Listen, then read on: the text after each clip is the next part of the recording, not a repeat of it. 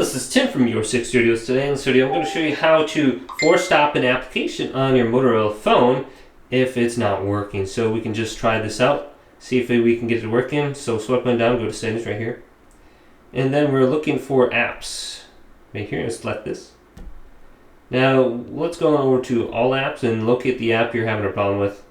So maybe it's, I don't know, one of these, Facebook. We have the option to force stop right here.